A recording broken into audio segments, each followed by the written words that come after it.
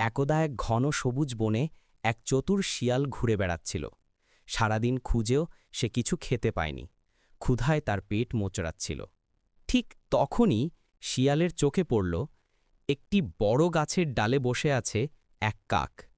তার ঠোঁটে এক টুকরো মাংস। আহা, এতক্ষণে তো ভাগ্য খুলে গেল, কিন্তু এই মাংস সরাসরি চাইলে কাক দেবে না, একটু কৌশল করতে হবে। শিয়াল গাছের নিচে গিয়ে দাঁড়াল। সে কাকের দিকে তাকিয়ে ভীষণ ভদ্রভাবে কথা বলা শুরু করল। ওহে সুন্দরী কাক, আজ তোমাকে একেবারে রানীর মতো লাগছে। তোমার পালক এত কালো আর চকচকে, যেন রাতের আকাশ।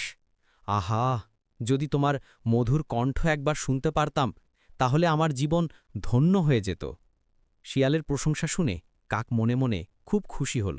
সে ভাবল, আমার গান তো সত্যি খুব সুন্দর, শিয়াল নিশ্চয় সত্য বলছে।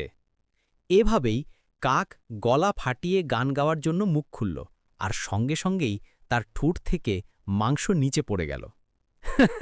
ধন্যবাদ কাক, তোমার গান অসাধারণ, আর এই মাংস আমার ক্ষুধা মেটাবে। কাক লজ্জায় মাথা নিচু করে চুপ করে রইল।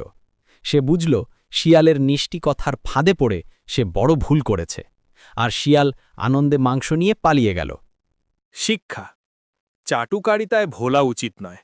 যারা বেশি প্রশংসা করে তাদের আসল উদ্দেশ্য সবসময় ভালো নাও হতে পারে।